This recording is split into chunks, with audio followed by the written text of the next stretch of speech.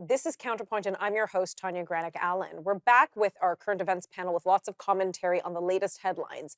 We'll cover the strikes on Iran, the regime, the death of the Ayatollah, and what Iranian Canadians think of the strikes. We'll dive into the continued tariff war with the US and how Canada is moving ahead with China, examine how one British Columbia school board trustee was fined $750,000. That's right, $750,000. For what? For hate speech, and the repercussions of what that judgment means.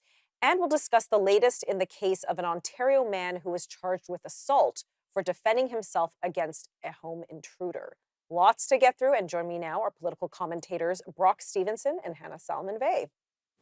Welcome, welcome. Always happy to have you both on. So let's dive right in. I'm going to start with the last one I presented, which is the home invasion case. And I'm pretty sure this case actually took off and made headlines internationally, definitely here in Canada. But Brock, why don't you bring us up to speed? What happened with this case? So there was a confrontation inside an apartment. Someone broke in with a crossbow, and the resident of the apartment defended his property and slashed up with a knife the intruder. There was an effort to press charges against the person defending his property. The Crown has since dropped those charges. The intruder has several other charges, including this home invasion, still pending. And it was sort of a circus that there was no right of the resident to defend his home. And it made news internationally. Conservative politicians in Canada commented on the issue.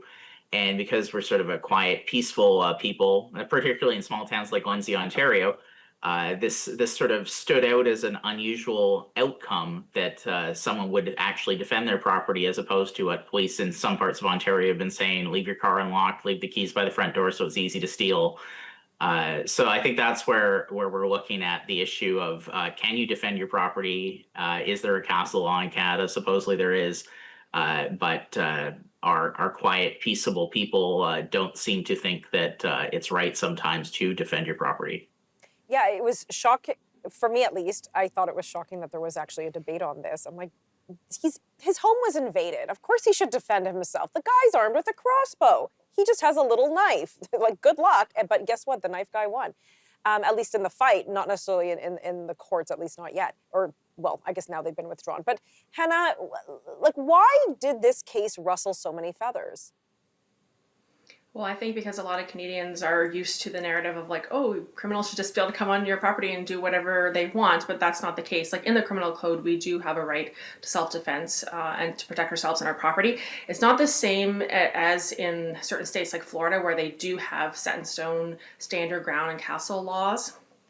We don't have as many protections in Canada for that, but I'm thankful that the Crown withdrew the charges. I don't really know why he was charged in the first place. Like, he was clearly defending his property, and I hope this sets precedents for more cases that if a home intruder is going to come into your house, that you have the right to protect yourself and your house. It's a no-brainer, and I do hope that we have less stipulations in the criminal code. I hope there's change made so that criminals fear breaking into people's homes. It should not be a heyday here in Canada to break into people's homes.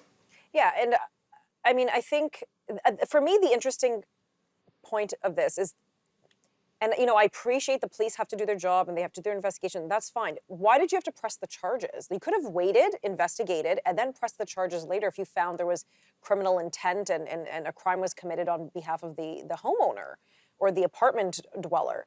But, to charge the man and then remove the charges, like, obviously there wasn't enough evidence, because I would assume the police didn't drop the charges, or the Crown rather didn't drop the charges, because of public pressure. I mean, that really ought not be the way we measure things, right, Brock? I don't think it was public pressure. I assume it was there wasn't enough evidence. The home invader did get airlifted to hospital in the Toronto area after he was slashed up by the resident of the home. But I don't know if anything will really come of this. The resident probably had a rough go of being charged and is relieved that the charges have been dropped. And who knows if the home invaders learned anything other than don't bring a crossbow to a knife fight. So, Brock, do you think homeowners are thinking twice now if they have a home invasion, that they may not respond with force, that they may not defend themselves? They might, but in the heat of the moment, who knows how people react? Yeah. Well, and that's why we have our, the laws exist, right? The self-defense. Okay, we're going to pick up another topic in just a few moments.